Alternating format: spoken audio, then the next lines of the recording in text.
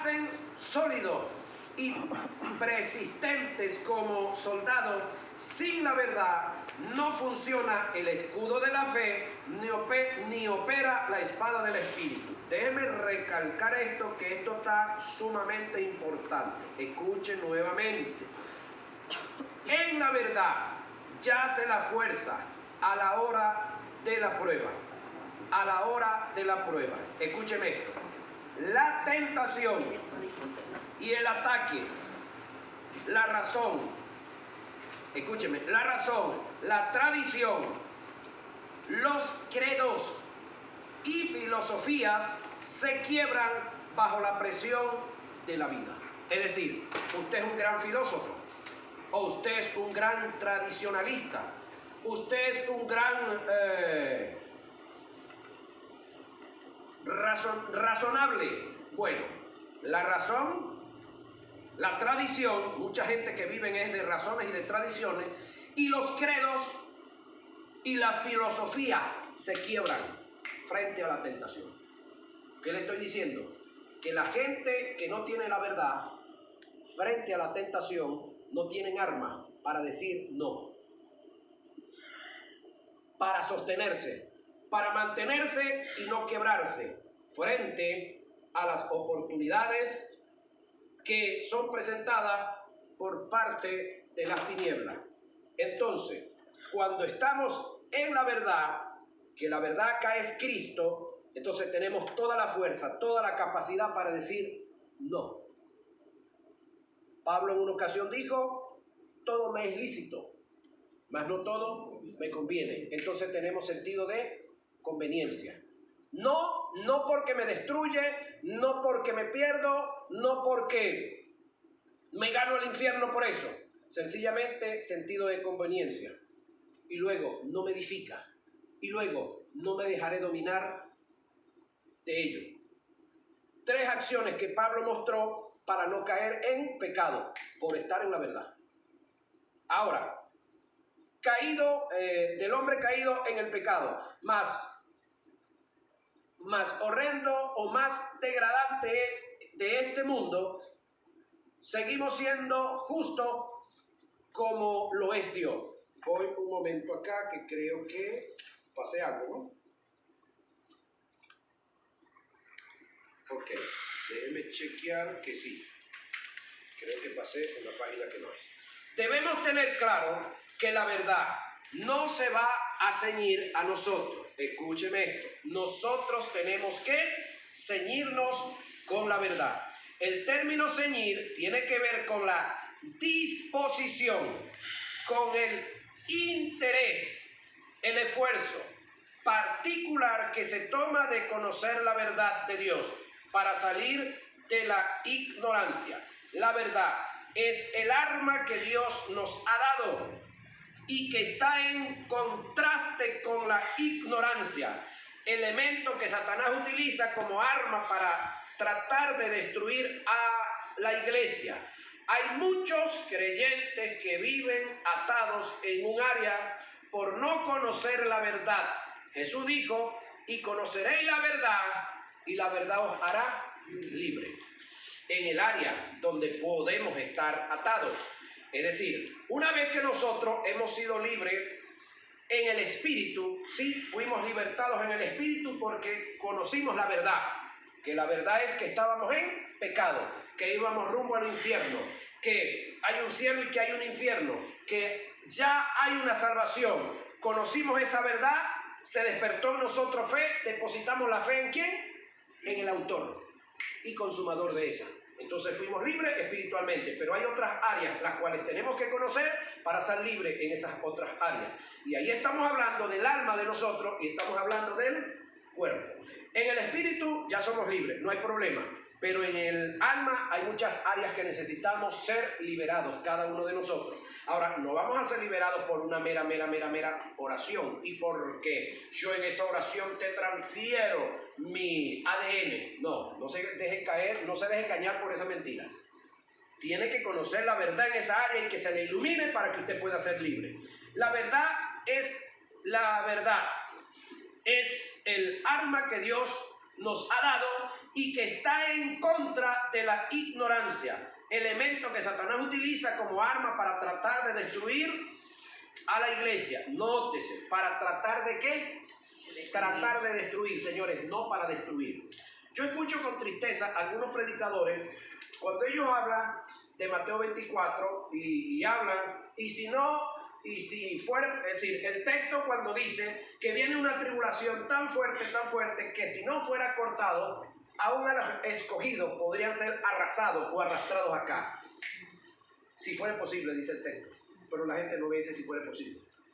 Y el detalle es que no es posible. Sin embargo, aunque ese texto no está hablando de nosotros, está hablando de los que van a creer en la gran tribulación, dice, si fuere posible, destruiría o arrasaría aún a los escogidos. Si fuera posible, señores. Entonces el diablo, si fuera posible, destruye a la iglesia. Pero la iglesia es indestructible. No le es posible. Pero el diablo, con todo y todo que, yo no sé si es que en su sabiduría o en su conocimiento, no logra entender que la iglesia es indestructible como iglesia, pero entonces le destruye el propósito, le destruye la familia, le destruye el negocio. Claro, destruyendo el negocio, destruyendo la familia, destruye el disfrute del evangelio y destruye el avance de los ministerios y el avance de los liderazgos también. Eso es otro detalle. Ahora, donde no hay libertad es porque no está la verdad.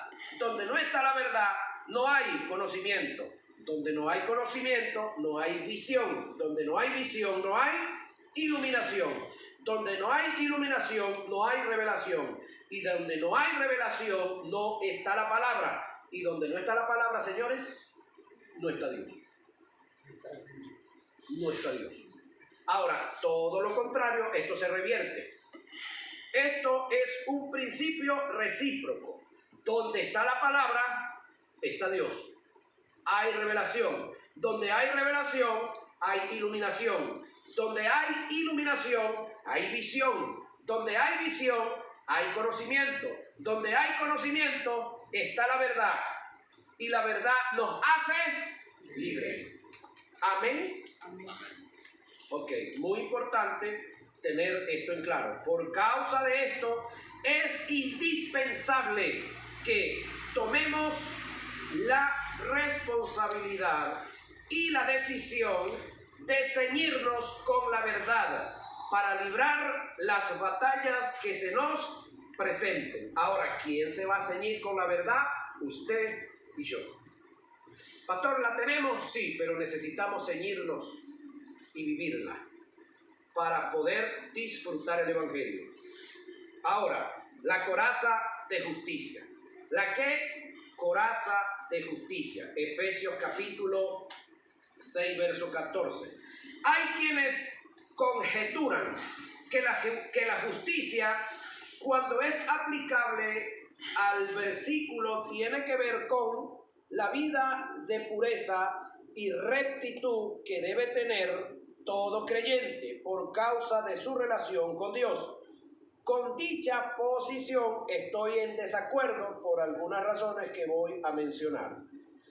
En primer lugar, el término griego que Pablo utilizó para justicia es dikaiosune, que la mayoría de las veces usó para denotar el don de gracia de Dios a los hombres, por la cual todos los que creen, todos los que creen en el Señor Jesucristo son introducidos en la correcta relación con Dios, es decir, en la justicia divina.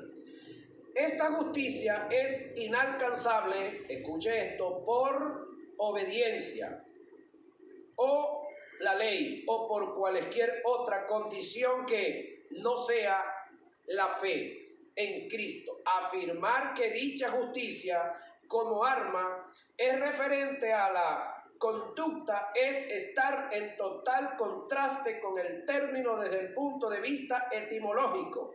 En segundo lugar,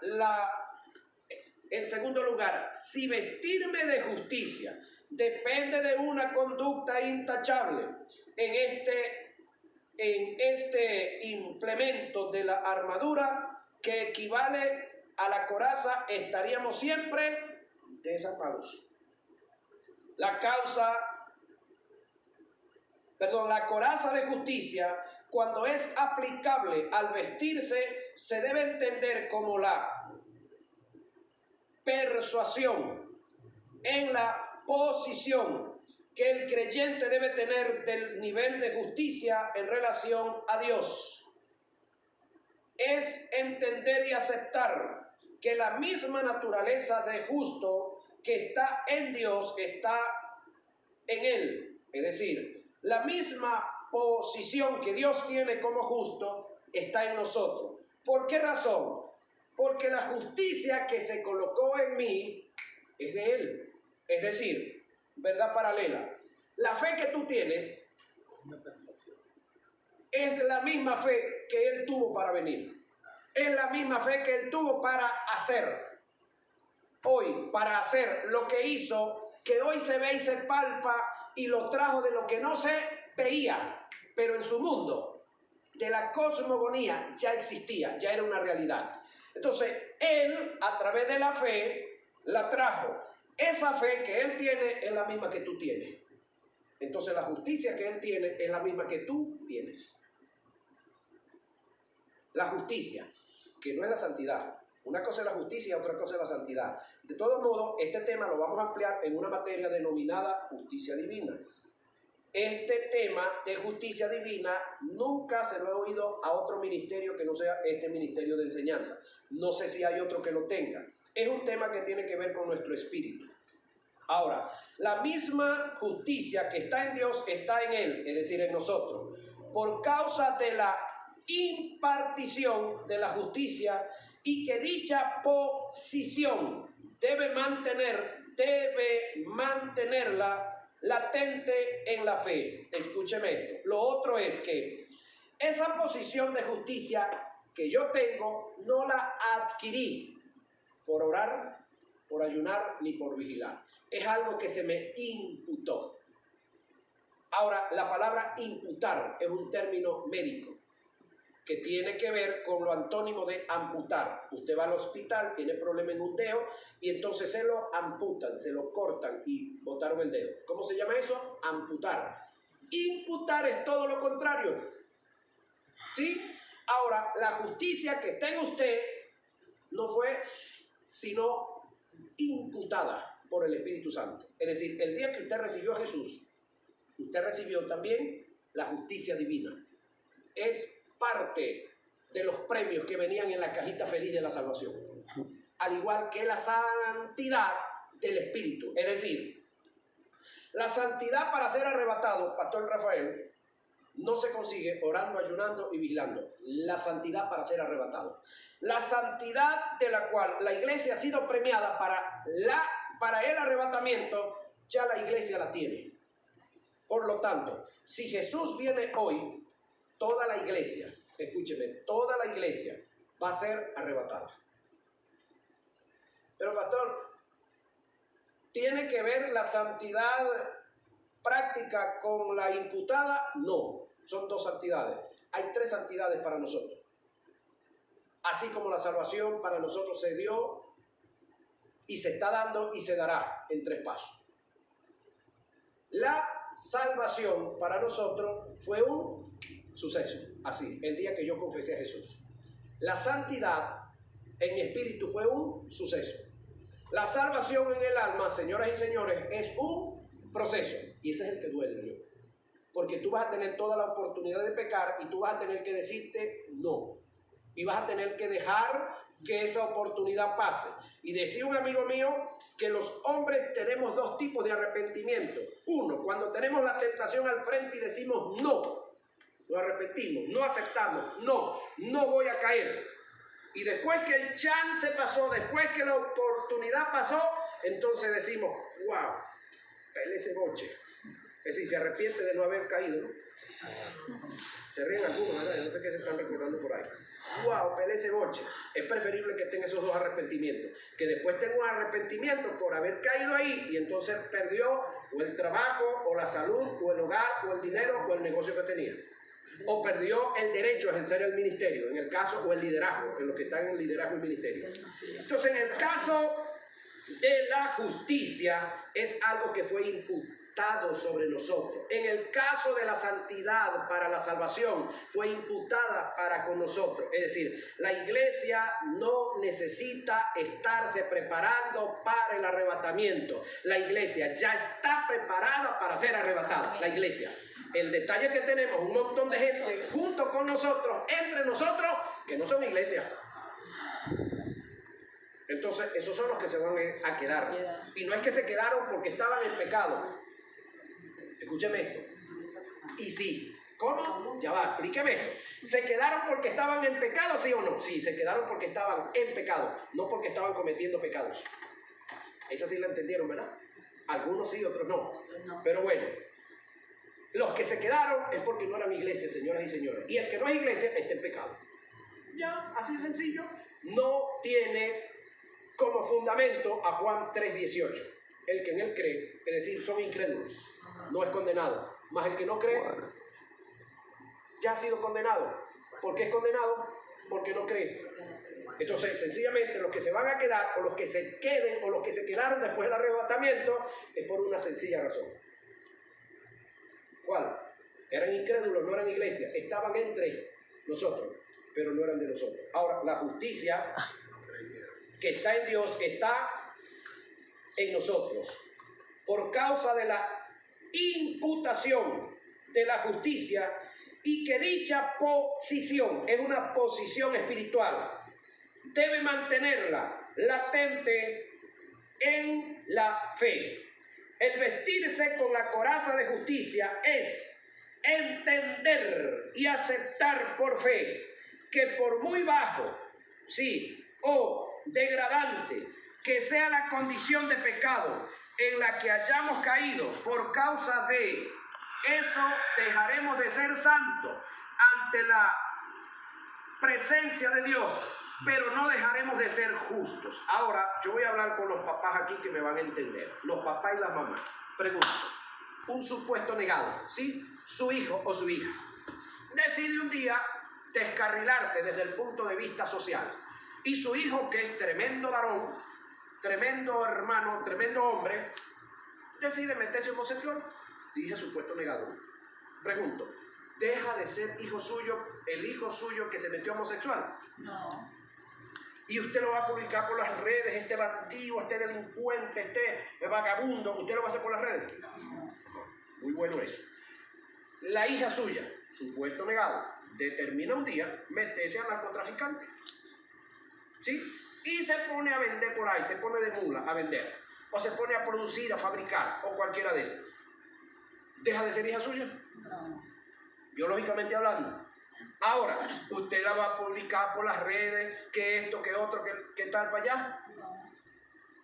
Un pastor en una ocasión oraba y le daba gracias a Dios por el día, por todo lo que había pasado, y también le decía: Señor, te doy gracias porque no soy como el hermano tal que roba allá en el negocio donde vende, no soy como el hermano tal que se la pasa haciendo esto. Y el hombre estaba orando y dándole gracias a Dios por su condición, y Dios en un determinado momento, es un chancecito que le dio, le dice, por decir algo: Roberto, si el hijo tuyo dejara de vivir la vida de rectitud, el hijo tuyo, que es el músico de la iglesia y el adorador, decidiera abandonar y dejar de cantar aquí en la iglesia y se fuera a cantar en los bares y se fuera a cantar allá en las noches, esas oscuras por allá, y andar en las cantinas y por allá, y decidiera prostituirse, ¿tú hablarías mal de él? ¿Tú lo publicarías por las redes? No, Señor. ¿Y por qué lo haces con los míos? Ay, Padre. Es decir, hay gente que son hijos de Dios y andan como si fueran hijos del diablo. ¿Por qué los denigramos? Porque como no son hijos de nosotros, como no nos duelen, lo hacemos. Pero a los hijos de nosotros, acabamos de decir, si el hijo determina prostituirse, la hija decide meterse en narcotraficante, ya va. ¿Cuál de los dos pecados es más degradante? ¿Prostituirse o ser narcotraficante? Nosotros, escúchenme, somos expertos en tabulación. Y entonces hemos tabulado los pecados. Dice un predicador una gran verdad. Nosotros, pastor, aquí en la iglesia, ponemos en disciplina a todos los pecados del ombligo para abajo. Ya captaron, ¿verdad? Pero los del ombligo para arriba, ¿quién los disciplina, pastor? ¿Quién los suspende de los cargos? ¿Quién los sienta ya a que dejen de andar de chisme, dejen de andar de cuento en cuento, dejen de estar robando en las bodegas, dejen de quitar prestado y no pagar, y cuántos otros tipos de pecados? Entonces, cuando hablamos de pecado degradante y bajo, hermanos, no existen, todos son iguales. Entonces, por más que tú caigas en uno de estos pecados sociales y morales que están registrados en Marcos capítulo 7, versículos 21, 22 y 23, donde habla de los pecados sociales y morales que salieron ¿de dónde? Del corazón de nosotros. Entonces, por más que caigamos allá, seguimos siendo, pastor, tan justo como lo es Dios. Lo que no somos es santos.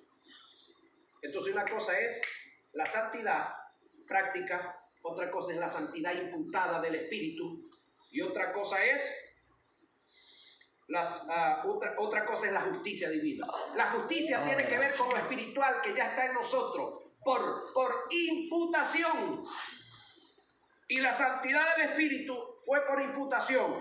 Pero la santidad práctica sí es porque yo abandoné, yo dejé de robar y ahora trabajo para vivir y para compartir con otros. Yo dejé de trampear y ahora estoy haciendo las cosas legales correctamente. Entonces son dos cosas diferentes.